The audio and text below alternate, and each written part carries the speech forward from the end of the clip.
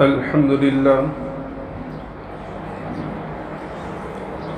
لله نحمده ونستعينه ونستغفره ونؤمن به ونتوكل عليه ونعوذ بالله من شرور أنفسنا ومن سيئات أعمالنا من يهد الله فلا مضل له ومن يضلله فلا هادي له ونشهد أن لا إله إلا الله وحده لا شريك له ولا نظير له ولا معين له ولا مشير له ولا مثال له ولا مثل له ونشهد أن سيدنا وسندنا وشفيعنا وحبيبنا ومولانا محمدا عبده ورسوله أما بعد فقد قال الله تبارك وتعالى في القرآن المجيد والفرقان الحميد فأعوذ بالله من الشيطان الرجيم بسم الله الرحمن الرحيم أقيموا الصلاة وآتوا الزكاة صدق اللہ العظیم۔ قبل اس کے بعد شروع ہو ایک مرتبہ بلند آواز کے ساتھ درود شریف پڑھیں۔ اللہم صلی علی سیدنا مولانا محمد وعلی آل سیدنا مولانا محمد وبارک وسلم کما تحب و ترضى عدد ما تحب و ترضى یا کریم۔ میرے محترم بزرگوں اور دوستوں اور عزیز ساتھیوں، رمضان کا یہ دوسرا عشرہ شروع ہو چکا ہے۔ آج جو ہے 11 رمضان ہے، مغفرت والا عشرہ ہے۔ رمضان کا مہینہ آیا گزر رہا ہے اور بڑی تیزی کے ساتھ گزر رہا ہے۔ ضرورت اس بات کی ہے کہ ہم اس رمضان کے گزرنے سے پہلے اپنی غلطیوں کو اللہ سے معاف کروا لیں، ورنہ رمضان کا مہینہ تو گزر جائے گا، وقت ہے، اور یہ تو قرب قیامت کا ٹائم ہے کہ سال مہینوں کے اعتبار سے، مہینے دنوں کے اعتبار سے اور دن گھنٹوں کے اعتبار سے گزریں گے۔ اور حقیقت یہی ہے کہ آج ہر ایک کی زبان پہ یہ ہے کہ بس 10 دن گزر گئے، پتہ ہی نہیں چلا۔ رمضان کے اندر جہاں بہت سارے اعمال ہوتے ہیں، خاص طور پر ہمارا ایک معمول یہ بنا ہوا ہے کہ ہم لوگ رمضان ہی کے اندر زکوٰۃ ادا کرتے ہیں، حالانکہ یہ ضروری نہیں ہے۔ زکوٰۃ کا وجوب، زکوٰۃ کی فرضیت رمضان سے منسلک نہیں ہے۔ عام طور پر ہم لوگ یہ کرتے ہیں کہ زکوٰۃ رمضان ہی میں دیتے ہیں، تو بہت سے لوگوں کے ذہن میں یہ بات آ گئی کہ بھئی رمضان جو ہے، رمضان کے اندر ہی زکوٰۃ ادا کی جا سکتی ہے۔ زکوٰۃ کی فرضیت یا زکوٰۃ کے وجوب کا تعلق مہینوں سے نہیں بلکہ دن سے ہے۔ جس دن تمہارے پاس بقدر نصاب مال آ گیا، تمہارے اوپر زکوٰۃ فرض ہو گئی۔ اب وہ رمضان میں آئے، شوال میں آئے، ذی قعدہ میں آئے، رجب میں آئے، جس مہینے میں آئے اس دن تمہارے پر زکوٰۃ فرض ہو جائے گی۔ اب جب سال گزر کر وہ دن آئے گا تو تمہیں اس مال کی زکوٰۃ ادا کرنا ہوگا۔ اور یہ بات ذہن میں رہے کہ زکوٰۃ کوئی معمولی عمل نہیں ہے۔ جس طرح نماز کا پڑھنا فرض عین ہے اور نماز کا انکار کرنے والا کافر ہے، اسی طرح صاحب نصاب کے لیے زکوٰۃ کا ادا کرنا بھی ضروری ہے، اور زکوٰۃ کی فرضیت کا انکار کرنے والا بھی کافر ہے۔ وہ چونکہ ہمارے ذہنوں میں وہ بیٹھا ہوا ہے، یا ہمارے زبان پہ ایک بات چل گئی کہ نماز روزے کا پابند، نماز روزے کا پابند، نماز روزے کا پابند، تو ہم یہ سمجھتے ہیں کہ بس نماز روزہ یہ اہم ہے۔ حالانکہ آقا مدنی محمد عربی صلی اللہ علیہ وسلم نے ارشاد فرمایا بنی الاسلام علی خمس، کہ اسلام کی بنیاد 5 چیزوں پر ہے۔ شہادت ان لا الہ الا اللہ وان محمد عبدہ ورسولہ، کہ سب سے پہلے تو اس بات کی گواہی دینا کہ اللہ کے علاوہ کوئی معبود برحق نہیں ہے، آقا مدنی محمد عربی صلی اللہ علیہ وسلم اللہ کے بندے ہیں، اس کے رسول ہیں۔ دوسرے نمبر پر وہ اقام الصلاۃ، نماز کو قائم رکھنا، اور تیسرے نمبر پر وہ ایتاء الزکاۃ، زکوٰۃ کا ادا کرنا، چوتھے نمبر پر ہے رمضان کے روزے، اور پانچویں نمبر پر ہے حج۔ یعنی نماز کے بعد میں زکوٰۃ ہے، لیکن ہم لوگ کیا سمجھتے ہیں؟ نماز روزہ، بیچ میں سے زکوٰۃ کو پیچھے کر دیا۔ اس لیے قرآن کریم میں جہاں بھی نماز کا ذکر ہے اکثر و بیشتر یہ زکوٰۃ ہے، تو نماز کے بعد میں زکوٰۃ کا ذکر ہے، روزے کا نہیں ہے۔ روزے کے لیے اس کی فرضیت کے لیے باقاعدہ آیت نازل ہوئی الگ سے، اور ان کی فرضیت جو نازل ہوئی اس کی ترتیب بھی یہی ہے کہ نماز تو ہجرت سے پہلے معراج میں فرض ہوئی، پھر اس کے بعد جب ہجرت ہوئی اور ہجرت کے بعد سن 2 ہجری کے اندر جو ہے 2 ہجری کے اندر زکوٰۃ اور روزے دونوں فرض ہوئے، لیکن پہلے زکوٰۃ کی فرضیت اور بعد میں پھر روزے کی فرضیت، اور پھر اس کے بعد میں جو ہے 8 ہجری کے اندر حج کی فرضیت نازل۔ تو زکوٰۃ یہ کوئی ٹیکس نہیں ہے، سب سے پہلے تو یہ ذہن میں رکھیں۔ عام طور پر ہمارا ذہن یہ جو آج کل لبرل لوگ ہیں نا، تو یہ سمجھتے کہ زکوٰۃ اسلام نے جو ٹیکس دے دیا مسلمانوں کے اوپر، ٹیکس لاگو کر دیا، ٹیکس لازم کر دیا۔ زکوٰۃ ٹیکس نہیں ہے، زکوٰۃ ایک عبادت ہے، جس طرح نماز عبادت ہے۔ ورنہ کل کو یہ لوگ یہ بھی کہنے لگے کہ بھئی نماز جو ہے بیکاری کا کام ہے، کہ اللہ نے فضول میں، یا اللہ نعوذ باللہ جو ہے اللہ نے کام پہ لگا رکھا ہے بس۔ تو جس طرح نماز کی ادائیگی اللہ کی عبادت ہے، اللہ نے فرض قرار دیا ہے، اس کا انکار کرنے والا کافر ہے، اسی طرح زکوٰۃ بھی کوئی ٹیکس نہیں بلکہ ایک عبادت ہے، اللہ نے فرض قرار دیا ہے، اور زکوٰۃ کا انکار کرنے والا بھی کافر ہے۔ اور اصل میں یہ زکوٰۃ کی فرضیت یا زکوٰۃ کا ادا کیا جانا، یہ اصل میں یہ بتلانا ہے ہمیں، اور یہ ایک تصور اسلام نے مسلمانوں کو دیا ہے کہ مسلمانوں کے پاس جو مال ہے وہ اس کا خود کا ذاتی مال نہیں ہے۔ نہ تو کوئی شخص اپنی طاقت سے، اپنی محنت سے مالدار بن سکتا ہے، اور نہ کسی کے کرنے سے اس کی مالداری ختم ہو سکتی ہے۔ اور قرآن کریم نے جگہ جگہ اس بات کو ذکر کیا، اللہ یبسط الرزق لمن یشاء ویقدر، اللہ جس کی روزی چاہتا ہے کھول دیتا ہے، جس کی روزی چاہتا ہے تنگ کر دیتا ہے۔ ما یفتح اللہ للناس من رحمت فلا ممسک لها وما یمسک فلا مرسل لہ،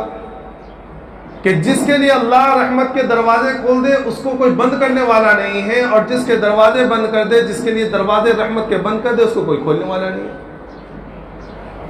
تو یہ سارا مال آنا، کوئی کسی انسان کا مالدار بن جانا، یہ اس کی محنت سے نہیں ہے۔ ورنہ قارون نے بھی یہ بات سمجھی تھی کہ جب موسیٰ علیہ السلام نے اس سے کہا کہ بس زکوٰۃ اللہ نے فرض کی تیرے اوپر تو زکوٰۃ ادا کر، تو اس نے کیا کہا تھا کہ یہ زکوٰۃ انما اوتیت علی علم عندی، کہ یہ زکوٰۃ، یہ مال میرے پاس جو آیا ہوا ہے، یہ مال کسی کے دینے سے تھوڑی آیا، یہ مال تو میرے علم کی وجہ سے آیا ہے، میں نے اپنے علم سے کاروبار کیا، ترقی کی، تو اس میری محنت کی وجہ سے میرے پاس مال آیا ہے۔ تو اسلام نے مسلمانوں کے ذہن سے یہ بات نکالی کہ تم اس مال کے حقیقی مالک نہیں ہو، اللہ تبارک و تعالیٰ نے تمہیں اس مال کی نیابت دی ہے، بس عاریتاً یہ مال تمہیں دیا ہے۔ اب جب یہ بات ذہن میں آ گئی کہ اللہ نے یہ مال دیا ہے، اللہ جب چاہے چھین لے، اور حقیقت ایسا ہوتا ہے، ہم نے بہت لوگوں کو دیکھا، بڑے مالدار، کوٹھی والے، بنگلے والے، نوکر و حشم خادم والے، اور بہترین گاڑیوں میں گھومنے والے، اللہ نے ایسا کیا کہ ایک ایک روٹی کے محتاج ہوئے۔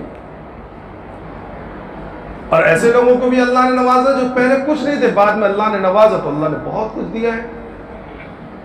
تو لیا جانا، دیا جانا، مالدار بنایا جانا، غریب بنایا جانا، یہ انسان کا ذاتی فعل نہیں ہے،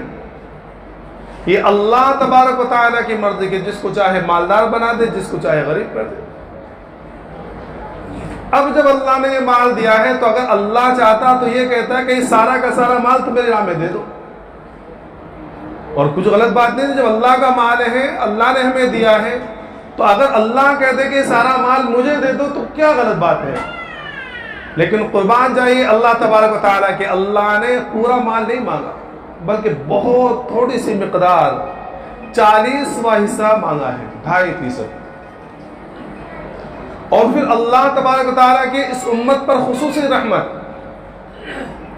کہ پہلی امتوں کے اندر جو صدقہ زکوٰۃ وغیرہ جو ہوا کرتی تھی، قربانی جو ہوا کرتی تھی، اس کا یہ مال کھایا جانا کسی کے لیے حلال نہیں تھا۔ تمہیں زکوٰۃ ادا کرنی ہے، تمہیں اللہ کے راستے میں قربانی دینی ہے، تمہیں صدقہ کرنا ہے، تو یہ مال کوئی کھا نہیں سکتا تھا، بلکہ یہ جو ہے اپنی قربانی، اپنے صدقات جو ہے ایک جگہ لا کر رکھ دیتا، اللہ کی طرف سے آسمان سے ایک آگ آتی ہے، اس کو کھا جاتی ہے، اس کو جلا دیتی ہے، تو سمجھا جاتا ہے بھائی اس کا مال جو ہے قبول ہو گیا، اس کا صدقہ قبول ہو گیا، اس کی قربانی قبول ہو گئی۔ اس لیے آپ دیکھیں قرآن کریم میں جہاں حضرت آدم علیہ السلام کے بیٹوں کا ذکر ہے، اذ قربا قربانا فتقبل من احدهما ولم يتقبل من الاخر، کہ دونوں بھائیوں نے جو ہے آدم علیہ السلام کے دونوں بیٹوں نے قربانیاں پیش کی، تو ایک کی قبول ہو گئی اور ایک کی مردود ہو گئی۔ کہ حابیل نے جو ہے ایک دمبا پیش کے ایک جانور رکھا، تو آگ نے آ کے اس کو جلا دیا، اور جو ہے قابیل نے جو ہے چند گیہوں اور کے وہ جو ہے لا کے رکھے تھے، اللہ نے اس کو نہیں جلایا یا اس کو قبول نہیں کیا۔ لیکن یہ اس امت کے لیے خصوصی اللہ کی رحمت ہے کہ تم سے جو مال لیا جا رہا ہے 40 کا حصہ یا 2.5% جو مال لیا جا رہا ہے، وہ تمہیں ایسے بیکار نہیں جائے گا۔ وہ مال تمہارے انہی بھائیوں کو دیا جائے گا جو کسی مصلحت کی وجہ سے اللہ تبارک تعالیٰ نے ان کو مال نہیں دیا، ان کو دیا جائے گا۔ اگر ہم یہ سوچیں تو اس طرح سوچنے سے بھی زکوٰۃ کا ادا کیا جانا اور زیادہ آسان ہو جائے کہ بھئی مال کہیں ضائع تھوڑی جا رہا، ہمارے بھائیوں کو تو جانا ہے۔ لیکن چونکہ ایک ذہنیت یہ بن گئی ہے کہ مال کو خرچ کرنا ہی نہیں ہے، تو اب یہ ہے کہ بھئی دینا ہی نہیں ہے، ٹیکس سمجھ رہے ہیں کہ اب زکوٰۃ کا ٹائم آ رہا تو سوچ رہے کہ بھئی کیسے دینا ہے، اتنی زکوٰۃ نکلے گی اور کیا ہوگا۔ ورنہ اللہ تبارک و تعالیٰ نے یہ زکوٰۃ کا نظام اتنا بہترین بنایا تھا، یا اتنا بہترین بنایا ہے، اور یہ قیامت تک رہے گا جب تک مسلمان ہیں، کہ اگر کوئی صحیح طریقے سے یا سارے مسلمان اگر صحیح طریقے سے زکوٰۃ ادا کریں، صحیح مصرف میں ادا کریں، تو مسلمان کبھی کوئی غریب نہیں رہے گا، یہ ان کی ضروریات کبھی جو ہے خالی نہیں رہیں گی۔ لیکن اول تو زکوٰۃ ادا ہی نہیں کرتے صحیح طریقے سے، بہت کم لوگ ہیں، بہت کم جو زکوٰۃ صحیح طریقے سے ادا کرتے ہیں، جان کر کے کس طرح ادا کرنی ہے۔ اور پھر ان میں سے بھی بہت سے لوگ ایسے ہیں جو زکوٰۃ کو صحیح مصرف میں نہیں دیتے، بس بیٹھ گئے،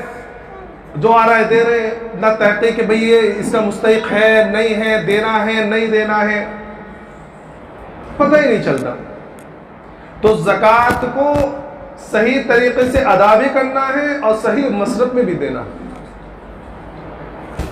اب سب سے پہلے یہ سمجھے کہ زکوٰۃ جو ہے وہ کس مال میں ہے۔ زکوٰۃ کی مالیت کے لیے یہ زکوٰۃ جس میں فرض ہوتا ہے، جس کو نصاب زکوٰۃ کہتے ہیں، وہ 4 چیزیں ہیں۔ ایک ہے سونا، چاندی، سامان تجارت اور کیش، نقد۔ سونا، چاندی، سامان تجارت اور جو ہے نقد، یہ 4 چیزیں ہیں جو اموال زکوٰۃ میں شمار ہوتے ہیں، کہ یہ 4 چیزیں اگر بقدر نصاب کو پہنچ جائے تو زکوٰۃ فرض ہو جائے گی۔ اب ان کا نصاب کیا ہے؟ تو اصل نصاب ہوتا ہے سونے اور چاندی کا۔ سونے کا نصاب ہے 7.5 تولہ سونا، اور چاندی کا نصاب جو ہے وہ ہے 52.5 تولہ چاندی۔ لیکن اس میں یہ بات ذہن میں رہے، جو عام طور پر ہم لوگ سمجھتے نہیں ہیں، وہ یہ سمجھتے ہیں کہ ہم لوگ سمجھتے ہیں کہ بھئی 7.5 تولہ سونا پورا مکمل ہونا چاہیے جب زکوٰۃ ہوگی، یا 52.5 تولہ چاندی رہنا چاہیے جب بھی زکوٰۃ ہوگی۔ ایسا نہیں ہے، یہ اس صورت میں ہے جب ان کے علاوہ کوئی دوسرا مال نہیں ہے۔ مثلا اگر کسی شخص کے پاس صرف 7.5 تولہ سونا ہے، اب اس کے بعد نہ تو چاندی ہے، چاہے ایک تولہ ہو، کچھ نہیں، بالکل چاندی نہیں ہے، نہ تجارت کا سامان ہے، بالکل تجارت کا سامان نہیں ہے، نہ کیش ہے، بالکل کیش مطلب نقد کا مطلب ہوتا ہے چاہے وہ بینک میں ہو، اپنے پاس ہو، کسی کو دیے ہوئے ہو، کسی بھی صورت میں اس کے پاس پیسہ ایک روپیہ، بیاج سب سے کم قیمت کا جو ہے وہ 1 ہی روپیہ، اٹھنی وغیرہ تو چلتے رہے، 1 روپیہ، اگر کسی شخص کے پاس 1 روپیہ بھی نہیں ہے، صرف 7.5 تولہ سونا ہے، یا 7.5 تولے سونے سے کم ہے، 7 تولہ سونا ہے، بس سمجھو 7 تولہ سونا ہے یا 7.5 تولہ سے کم ہے، 7.5 تولہ مکمل نہیں ہے، 7.5 تولے سے کم ہے، اور اس کے پاس میں کوئی چیز بھی دوسری نہیں تھا، اس کے پاس زکوٰۃ نہیں ہے۔ سمجھ میں آ رہا ہے؟ تم نے بہت دور روڈ سے ایسا دیکھا، تمہیں سمجھ میں آیا؟ سمجھ میں آ رہا ہے؟ 7.5 تولہ سے کم ہے، 7 تولہ ہے، اور اس کے علاوہ کچھ بھی نہیں ہے، تو اب زکوٰۃ نہیں اس کے پاس۔ لیکن اگر کسی شخص کے پاس 1 تولہ سونا ہے، صرف 1 تولہ سونا، لیکن اس 1 تولے کے ساتھ میں اس کے پاس 1 روپیہ بھی ہے، سمجھ میں آ رہا ہے؟ 1 تولہ سونا اور ساتھ میں 1 روپیہ، یا 1 تولہ سونا ساتھ میں 1 تولہ چاندی، یا 1 تولہ سونا اور ساتھ میں اس کے پاس کچھ سامان تجارت ہے، اور اس کے اوپر کوئی قرض بھی نہیں ہے، کیونکہ زکوٰۃ کے مال میں سے قرض نکالا جاتا ہے، تو قرض بھی نہیں ہے، کوئی ضرورت سے زائد چیز ہے اس کے پاس یہ، تو اب جب ان کے اوپر سال گزر جائے گا تو زکوٰۃ ہو جائے گی، حالانکہ 7.5 تولہ سونا نہیں اس کے پاس۔ کیوں؟ کیونکہ اب جو ہے نصاب جو ہے چاندی کا پکڑا جائے گا، تو اب دونوں کو ملا لیا جائے گا، 1 تولہ سونا اور 1 تولہ چاندی، یا 1 تولہ سونا اور 1 روپیہ اس کے پاس ہے، تو آج کے زمانے میں 1 تولہ سونا تقریباً 50 سے 55 ہزار روپے کا آ رہا ہے، 1 تولہ سونا 50 سے 55 ہزار روپے کا آ رہا ہے، اور 52.5 تولہ چاندی تقریباً آج کا جو ریٹ میں نے ابھی دیکھا فی الحال وہ 39,000 کچھ روپے ہے۔ 52.5 تولہ چاندی آج جو ہے 39,000 کچھ روپے کی ہے، تو اب پتہ چلا کہ 1 تولہ سونا اور 1 روپیہ، یا 1 تولہ سونا اور 1 تولہ چاندی اس کے پاس اگر ہے تو اس کے اوپر زکوٰۃ ہو گئی، اگر سال گزر جائے گا تو۔ ارے سمجھ میں آ رہا ہے؟ دینے کی بات چل رہی ہے نا تو سب کی نیند آ رہی ہے بہت زیادہ، لینے کی بات میں نیند غائب ہو جاتی ہے کہ کہاں سے مل جائے، کہاں سے آئے گا، چونکہ دینے کی بات آ رہی ہے تو بولے کون دیتے رہیں گے بھائی۔ تو ہم لوگ کیا سمجھتے ہیں کہ نہیں میرے پاس 7.5 تولہ سونا تھوڑی ہے، میرے پاس 52.5 تولہ چاندی تھوڑی، میرے پاس زکوٰۃ نہیں ہے۔ اگر خالی تنہا یہ ہے تو یہ 7.5 تولہ 52.5 تولہ چاندی ہے، اگر یہ اکیلے ہیں اور ان کے ساتھ میں کوئی دوسرا بھی ہے، کیش ہے، چاندی ہے، تو پھر نصاب جو ہے 52.5 تولہ چاندی کا دیکھا جائے گا۔ یا کسی شخص کے پاس جو ہے کچھ بھی نہیں ہے، نہ سونا ہے، نہ چاندی ہے، نہ سامان تجارت ہے، لیکن چونکہ اس نے اپنے پیسے کچھ بچا کر کچھ پیسے جمع کیے اور وہ بینک میں رکھے ہوئے، اور ان کی مالیت آج کے زمانے کے اعتبار سے 40,000 روپے ہے اس کے پاس، تو 40,000 روپے، اب چونکہ 40,000 روپے میں 52.5 تولہ چاندی آ جاتی ہے تو اب اس کے اوپر زکوٰۃ ہو جائے گی۔ اب اس میں ذہن میں رکھیے کہ ہم میں کتنے جو ہے صاحب نصاب ہے، ہم لوگ سمجھتے ہی نہیں اپنے پاس، میرے پاس تو کچھ بھی ہے نہیں، میرے پاس تو کچھ رکھے نہیں، بہت گھر میں رکھا ہوا ہے، وہ بیٹی کی شادی کے لیے، وہ بہن کی شادی کے لیے، وہ اس کی شادی کے لیے، وہ میری شادی کے لیے۔ ذہن میں رہے سونا اور چاندی چاہے شادی کے لیے ہو چاہے استعمال کے لیے ہو، سونا اور چاندی کے اوپر تو حلال میں زکوٰۃ ہے اگر نصاب کو پہنچ جائے تو۔ یہ 2 چیزیں ایسی ہیں، سونا اور چاندی، یہ حقیقی اموال میں شمار ہوتے ہیں، یہ چاہے استعمال کے لیے ہو چاہے خرید و فروخت کے لیے ہو، یہ کسی بھی طرح اپنے ہمارے ملکیت میں ہو تو اس کے اوپر زکوٰۃ ہے۔ ورنہ ان کے علاوہ دوسری چیزیں جو ہوتی ہیں نا، جیسے ہیرا ہے، ڈائمنڈ، اب ہیرا اگر ڈائمنڈ جو لاکھوں کی مالیت کا ہو اور وہ بیچنے کے لیے نہ ہو، استعمال کے لیے، تو اس کے اوپر زکوٰۃ نہیں ہے۔ ہیرے جواہرات جو ہوتے ہیں نا، ان کے اوپر اگر وہ استعمال کے ہو چاہے وہ لاکھوں کروڑوں روپے کے ہوں، ان کے اوپر زکوٰۃ نہیں ہے، اگر بیچنے کے لیے تو زکوٰۃ ہے۔ لیکن سونا اور چاندی ایسے ہیں، وہ چاہے استعمال کے ہوں چاہے بیچنے کے لیے ہو، وہ کسی بھی طرح کے ہو، اگر ہماری ملکیت میں تو ان کے اوپر زکوٰۃ واجب ہو جائے گی۔ ایک چیز یہ ہو گئی۔ دوسری چیز یہ ہے کہ اگر کوئی شخص ایک دن یعنی کہ شروع سال میں جو ہے صاحب نصاب ہوا، مثلا آپ یہ سمجھ لیجیے کہ وہ 1 رمضان کو اس کے پاس اتنے روپے آ گئے، 40,000 روپے آج کے زمانے کے اعتبار سے، یا اس کے پاس 7.5 تولہ سونا ہو گیا، جو بھی ہے وہ ایک رمضان کو صاحب نصاب ہو گیا، اس کے پاس 1,00,000 روپے آ گئے۔ اب درمیان کے اندر کبھی زیادہ بھی ہوئے، کبھی کم بھی ہوئے، کبھی 50,000 بھی ہو گئے، کبھی 2,00,000 بھی ہو گئے۔ اب جب اس 1,00,000 کے اوپر اب جب دوبارہ ایک رمضان جب آئے گا، اب جب ایک رمضان جب آیا تو اب ہم دیکھیں گے کہ ہمارے پاس کتنے روپے ہیں۔ اگر 1,00,000 کی جگہ پہ 50,000 ہے تو 50,000 کی زکوٰۃ نکلے گی، اور اگر ایک رمضان سے پہلے شعبان کی 29 تاریخ کو ہمارے پاس 5,00,000 روپے اور آ گئے تو عام طور پر ہمارے ذہن کیا ہوتا ہے کہ ارے بھائی یہ اس کے اوپر سال تھوڑی گزرا ہے 5,00,000 روپے، تو ابھی ملے کل ہی مجھے، تو یہ کل گزرا، کل آیا، پرسوں آئے، کا مسئلہ نہیں ہے۔ اب جو ایک رمضان کے اندر ہمارے پاس 5,00,000 روپے ہو گئے، اب 5,00,000 کی زکوٰۃ نکالیں گے۔ ہر مال پر سال گزرنا ضروری نہیں ہے، ایک مرتبہ ہم صاحب نصاب ہو گئے، اب جب سال گزر کر آئے گا اور ہم دوبارہ اس مال کے اوپر سال گزرے گا اور ایک رمضان آئے گا تو درمیان میں کیا آیا کیا گیا اس سے کوئی فرق نہیں پڑتا، ایک رمضان کو دوبارہ ہمارے پاس کتنا مال ہے اس اعتبار سے جو ہے ہمیں جو ہے زکوٰۃ نکالنی پڑے گی۔ ہم لوگ کیا سمجھتے ہیں کہ نہیں اس کے اوپر سال گزرنا ضروری ہے، سال گزرنا ہر ایک کے اوپر ضروری نہیں ہے، بس صاحب نصاب ہونا ضروری ہے سال بھر۔ ہاں اگر سال گزر گیا،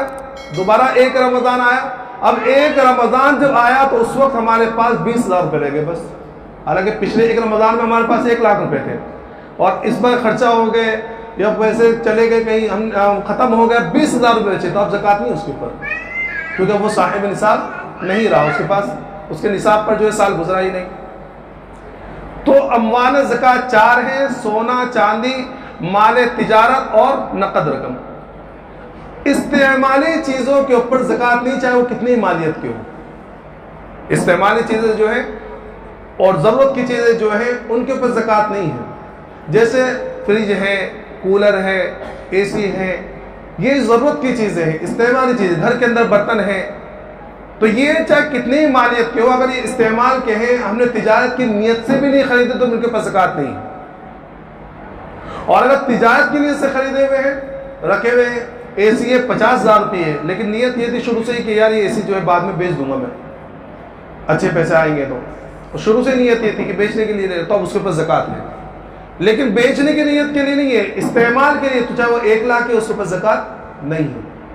تو شریعت نے ایسا نہیں میں تمہارے پر ظلم کر رہا کہ ہر ایک کی زکوٰۃ نہیں، مخصوص رقم، مخصوص وقت، مخصوص چیزیں اور مخصوص مقدار، جب یہ ساری چیزیں ہوں گی تو جب زکوٰۃ ہے۔ اگر کسی کے پاس گھر ہے اور کسی نے ایکسٹرا گھر بھی لیا، مطلب ایک طرح سے ایک گھر ہے، میں نے ایک دوسرا پلیٹ اور لے لیا ہے، نہیں بھائی میں ہمیشہ کلیئر کرتا ہوں، نہیں تو لوگ سمجھے بہت مالدار ہے مولانا، 2 گھر ہو رہے بھائی۔ اماموں سے تو ویسے بھی لوگ جو ہے بڑے بدزن ہوتے ہیں، سمجھ میں آ رہا ہے کہ ذرا کچھ کر دے امام نہ تو بھائی بہت پیسہ آ رہا ہے۔ ابھی وہ عمرہ کے لیے گیا، وہ جیسے بھی گیا، میں ذمہ داروں کو معلوم ہے یا، لیکن بعد میں آنے کے بعد پتہ چلا کہ آپس میں لوگ گفتگو کرتے ہیں، بہت پیسہ ہے، عمرہ کو جا کر آئے ہوئے فیملی کے ساتھ میں۔ اللہ معاف کرے، ہمارے والد جو تھے 33 سال امامت کی مسجد میں، پوری زندگی انہوں نے گھر نہیں لیا، حالانکہ جس زمانے میں ممبئی آئے تھے نا بڑی کم قیمت میں گھر، لیکن پوری زندگی اس لیے گھر نہیں لیا کہ لوگ یہ کہیں گے کہ امام صاحب کا بہت پیسہ آ رہا ہے، سمجھ میں آ رہا ہے؟ بہت کم قیمت کے اس وقت گھر ملے اس زمانے میں ہمارے وہاں، کیونکہ وہ اس وقت پچھڑا ہوا علاقہ، بھارت نگر کے علاقہ سے کچھ زیادہ ہے، اس کی وہ نہیں تھی قیمت، بعد میں بہت قیمت بنی، اللہ جزائے خیر دے جماعت والوں کو، انہوں نے استعمال کیا 1997 کا، تو اس کے بعد اس کی قیمت بہت بڑی،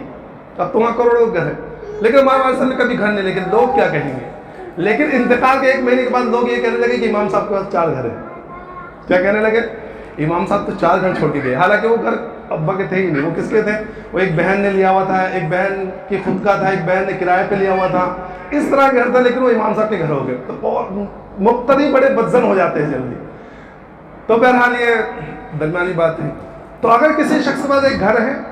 اور اس نے ایک ایکسٹرا پلیٹ اور لے لیا، تو اگر یہ پلیٹ چاہے 50 لاکھ کا ہو لیکن نیت شروع میں یہ تھی کہ بھئی ایسے لے کر رکھا ہوا ہوں، استعمال کی چیزیں بعد میں بچے بڑے ہوئیں گے تو اس میں اندر رہیں گے، یا میں اس کا کرایہ لوں گا، کرایہ آتا رہے گا، تو ابھی 50 لاکھ کے گھر کے اوپر زکوٰۃ نہیں ہے، سمجھ میں آ رہا؟ لیکن اگر کسی شخص نے ایک گھر لیا اور گھر اس نیت سے لیا تھا کہ یہ گھر میں اس لیے لے رہا ہوں تاکہ اس کی اچھی قیمت آئے تو بیچ دوں گا میں، تو اب اس گھر کے اوپر زکوٰۃ ہو جائے گی، اب اس کی جو موجودہ مالیت رہیں گی اس کے اوپر زکوٰۃ دینا ضروری رہے گا۔ اچھا یہ بھی بہت ضروری ہے کہ زکوٰۃ کے اندر موجودہ وقت کا اعتبار کیا جائے گا، جو ہم نے لیا تو اس وقت کا اعتبار نہیں کیا جائے گا۔ مثلا میں نے ایک زمین لی، تجارت کے لیے سے زمین لی، اور وہ زمین جس وقت میں نے لی تھی وہ زمین 7 لاکھ کی تھی، اب جب سال گزر کر اس کے اوپر آیا تو اس زمین کی قیمت ہو گئی 14 لاکھ روپے۔ اب چونکہ تجارت کے نیت سے لی ہوئی ہے اور اس کی قیمت اس وقت 14 لاکھ روپے ہے، تو اب زکوٰۃ جو ہے میں 7 لاکھ کی نہیں نکالوں گا، زکوٰۃ مجھے اب 14 لاکھ کی نکالنی پڑے گی۔ زکوٰۃ نہیں نکالیں گے، 14 لاکھ روپے کی زکوٰۃ نکالنی پڑے گی۔ تو زکوٰۃ کی ادائیگی کے اندر جو ہے موجودہ وقت کا اعتبار کیا جائے گا، ورنہ سونا چاندی تو بہت سے جو بڑے بزرگ ہیں انہوں نے جب سونا لیا تھا کسی نے 150 روپے تولا، کسی نے 2000 روپے تولا، کسی نے 5000 روپے تولا، اب اس اعتبار سے زکوٰۃ نکالیں تو کتنی بنے گی؟ تو زکوٰۃ کے اندر موجودہ وقت کا اعتبار کیا جائے گا، وہ چاہے 5000 میں لیا ہوا ہو، لیکن جس وقت ہم زکوٰۃ نکال رہے، جیسے اس سال اگر ہم زکوٰۃ نکالیں گے تو 55,000 یا 50,000 جو قیمت چلی اس اعتبار سے زکوٰۃ نکالی جائے گی۔ اب زکوٰۃ کا مصرف کون ہے؟ دیکھو صاحب نصاب ہونے کے لیے 4 چیزیں، سونا چاندی، سامان تجارت اور کیش نقد، لیکن جن کو زکوٰۃ دی جائے گی، جو زکوٰۃ لینے والے ان کے لیے 5 نصاب ہیں، یعنی ان کے پاس 5 چیزیں نہیں ہونی چاہیے۔ کیا؟ ایک تو ان کے پاس بقدر نصاب سونا نہیں ہونا چاہیے، بقدر نصاب چاندی نہیں ہونی چاہیے، بقدر نصاب سامان تجارت نہیں ہونا چاہیے، بقدر نصاب کیش نہیں ہونا چاہیے، اور بقدر نصاب ان کے پاس ضرورت سے زائد چیز بھی نہیں ہونی چاہیے۔ ارے سمجھ میں آیا؟ ضرورت سے زائد چیز کا مطلب یہ ہے کہ کوئی شخص کے پاس نہ تو سونا ہے، نہ چاندی ہے، نہ سامان تجارت ہے، نہ کیش ہے، لیکن اس کے پاس جو ہے گھر کے اندر بڑا سا ٹی وی رکھا ہوا ہے 55,000 روپے کا، تو اب یہ ٹی وی کوئی ضرورت کی چیز ہے بھائی؟ ہاں، بلکہ مفتی عبدالرشید صاحب رحمۃ اللہ علیہ نے تو اپنی کتاب میں لکھا کہ جس کے گھر میں ٹی وی اس کو زکوٰۃ ہی مت دو، چاہے وہ کتنا بھی غریب ہو، کیونکہ اس نے تو ضرورت کی چیز چھوڑو، اس نے تو شیطان کا ڈبہ لا کے رکھا ہوا ہے۔ تو زکوٰۃ اگر اس کے پاس ایک ٹی وی ہے 55,000 روپے کا، تو ظاہر سی بات ہے کہ ضرورت کی چیزیں زائد چیزیں ہیں، حرام چیزیں، بلکہ تو اب اس کو زکوٰۃ نہیں دیں گے چاہے کتنا بھی غریب ہو۔ اسی طرح جتنی بھی چیزیں ہمارے پاس جو ضرورت سے زائد ہیں، جیسے ہم کوئی انسان کپڑے پہننے کا بڑا شوقین ہوتا ہے، مہنگے مہنگے کپڑے پہن رہا ہے، بعض لوگ وہ ہوتے ہیں جو جن کے پاس کپڑے ہوتے ہیں وہ استعمال کے علاوہ بہت سارے کپڑے رکھے ہوئے ہوتے ہیں، تو مثلا ایک شخص کے پاس جو ہے کپڑے کو پہنتا ہے عام طور پر جو بڑی اچھی کمپنی کے پہنتا ہے، اس کے پورا جوڑا جو ہے 5,000 روپے کا آتا ہے، اب اس کے استعمال میں تو 10 جوڑی کپڑے ہیں، لیکن اس کے پاس غیر استعمالی کپڑے جو رکھے ہوئے ہیں وہ 10 جوڑی ہیں، اور سب کی قیمت تقریباً 5,000 6,000 کے حساب سے ہے۔ تو اب یہ جو ضرورت سے زائد کپڑے اس کے اوپر رکھے ہوئے ہیں، تو اب ایسے شخص پر زکوٰۃ تو نہیں ہوگی، لیکن اس کو زکوٰۃ بھی نہیں دے سکتے، اس کو زکوٰۃ بھی نہیں دے سکتے۔ تو زکوٰۃ دینے کی نہایت ضرورت چیز یہ ہے کہ ہم مصرف زکوٰۃ صحیح جو مصرف ہے اس کو بھی ڈھونڈیں۔ اس لیے زکوٰۃ کے پیسے کی جو پیشہ ور فقیر آتے ہیں نا مانگنے والے، ان کو بالکل نہ دیں۔ ان میں سے اکثر و بیشتر، میں تو یہ کہتا ہوں 90% سے زیادہ وہ لوگ ہوتے ہیں جو خود صاحب نصاب ہوتے ہیں۔ پچھلے 2-3 سالوں سے اپنے ملک کے اندر ایک بڑے علاقے سے یہ بات آ رہی ہے کہ ہمارے علاقے کے آئے ہوئے لوگوں کو زکوٰۃ نہ دیں، کیونکہ یہ وہ لوگ ہیں جن کے پاس جو ہے اپنے علاقے میں بڑی بڑی کوٹھیاں ہیں، لیکن رمضان کا سیزن آتا ہے تو یہ لوگ چلے جاتے ہیں اور وہاں جا کے زکوٰۃ مانگتے ہیں، اور پھر وہاں سے لے کر آ کر اپنے وہاں جو ہے بہترین اس پہ رہتے ہیں۔ سمجھ میں آ رہا ہے؟ تو زکوٰۃ جو ہے یہ اس کا مصرف ڈھونڈنا بہت ضروری ہے۔ اچھا، زکوٰۃ کے مصرف کے لیے زکوٰۃ وہ اللہ کا فریضہ ہے جس کا مصرف اللہ تبارک تعالیٰ نے براہ راست غریبوں کو بنایا تھا۔ اس کے جو مصائب کہ انما الصدقات للفقراء والمساکین والعاملین علیہا، یہ جو 8 مصائب بتائے تھے، ان میں سے 8 مصائب اکثر تو ختم ہو چکے ہیں، جیسے عاملین یا مؤلفۃ القلوب یا غلام فی الرقاب۔ تو اس کے علاوہ جو غریب ہیں، جو صاحب نصاب نہیں ہیں، ان کو ہم زکوٰۃ دے سکتے ہیں۔ زکوٰۃ دینے کے لیے خاص طور پہ تو یہ ذہن میں رکھیں کہ وہ خود صاحب نصاب نہ ہو۔ دوسری ایک چیز یہ کہ زکوٰۃ کا سب سے پہلا مستحق ان کے خود کے غریب رشتہ دار ہیں، ان کے خود کے غریب رشتہ دار۔ ہم لوگ عام طور پہ کیا کرتے ہیں، فلاں مدرسے میں دے رہے ہیں، فلاں کو پہنچا رہے ہیں، لائن لگائے ہوئے غریبوں کی اور فقیروں کی لائن ان کو دے رہے ہیں، اور گھر کے اندر خود کا سگا بھائی جو ہے وہ بیچارہ غریب اور محتاج اور ضرورت مند ہے، اس کو نہیں دے رہے۔ کیوں؟ کیونکہ یہ جو لائن لگا کے لوگ لینا آئے، ان سے ہمارا نام ہوگا، اور سیٹ صاحب بڑے پیسے دیتے، لائن لگی ہوئی ہوتی ہے، اور فلاں مدرسے میں اتنا دے رہے، فلاں مدرسے میں اتنا دے رہے۔ تو سب سے پہلا مستحق مال زکوٰۃ کا ان کا خود کا رشتہ دار جو خود غریب ہو، اور یہ ہم کو خود کو پتہ لگانا ہے۔ وہ آ کے نہیں بولے گا بھی کہ میں زکوٰۃ کا مستحق مجھے دے دو، بلکہ ہم کو خود کو پتہ لگانا ہے، کیونکہ ہمیں فرض ادا کرنا ہے نا۔ اور اگر نہ ہو، اپنے کو رشتہ دار نہ مل رہے ہو، تو اس کا سب سے بہترین مصرف مدارس ہے۔ لیکن مدارس کے اندر بھی تحقیق کرنا بہت ضروری ہے، ورنہ بہت سارے لوگ ایسے ہیں جو بس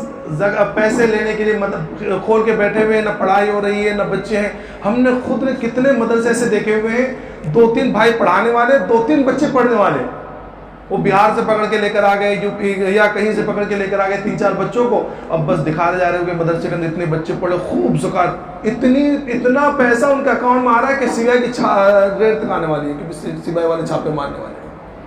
تو مدارس کے اندر بھی تحقیق کرے، جو مشہور معروف مدارس ہوں، یا جن کے بارے میں ہمارے علاقے کے جو علماء ہوں، جن کے پاس تصدیق نامہ ہو، جیسے آج کل ہمارے وہاں جو جمعیت کا تصدیق نامہ چلتا ہے، یا جو بھی تصدیق نامہ معتبر تصدیق نامے ان کے پاس ہوں، تو ان کو زکوٰۃ ادا کریں۔ کیوں؟ کیونکہ یہاں یہ وہ مصرف ہے جس کی آج کے موجودہ زمانے کے اندر بہت زیادہ ضرورت مدارس کی،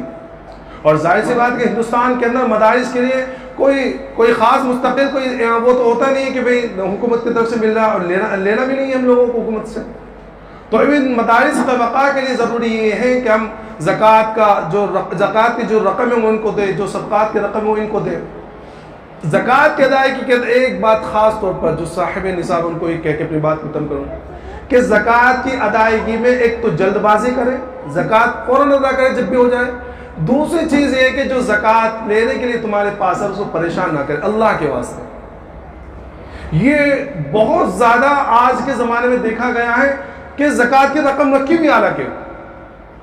موجود ہیں، اور اب تو اتنا آسان ہو چکا ہے آن لائن سسٹم کہ کوئی یہ کہہ ہی نہیں سکتا کہ ابھی میرے پاس ہے نہیں، میں بعد میں دوں گا، میں ابھی نکالے نہیں ہے، آن لائن کر دو۔ لیکن پھر بھی آج نہیں، کل آنا، کل دیں گے، پرسوں دیں گے، تو یہ کل پرسوں بلانا صرف اپنے یہ شان ثابت کرنے کے لیے بالکل غلط بات ہے۔ اس لیے سفراء حضرات اگر آپ کے پاس میں آئے اور آپ صاحب نصاب ہے، زکوٰۃ ادا کرنے والے ہیں، اور آپ کو دینے بھی ہے، تو بھائی ان کو فوراً دے کر فارغ کر دے، کیونکہ سفراء حضرات جو ہے اکثر و بیشتر جو ہے اپنا ٹائم ٹیبل بنا کر آتے ہیں، ان کا شیڈول خراب ہوتا ہے، اور ان سفراء کے اندر بہت سارے اکثر و بیشتر ایسے ہوتے ہیں جو حافظ ہوتے ہیں، علماء ہوتے ہیں، اپنے جگہ کے بڑے متبحر عالم ہوتے ہیں، ان کو ہم پریشان کر دیں گے۔ تو اس طرح کی حرکتیں نہ کریں۔ تو زکوٰۃ یہ اللہ کا دیا ہوا فریضہ ہے، اللہ کا فرض کیا ہوا ایک اہم فریضہ ہے، اس کو ادا کرے، اور صحیح طریقے سے اپنے پورے مال کا حساب لگا کر ایک ایک پائے کا حساب لگا کر زکوٰۃ ادا کرے۔ اللہ تبارک و تعالیٰ تمام کو صحیح طریقے پر اس پر عمل کرنے کی توفیق عطا فرمائے۔ وآخر دعوانا الحمد للہ رب العالمین۔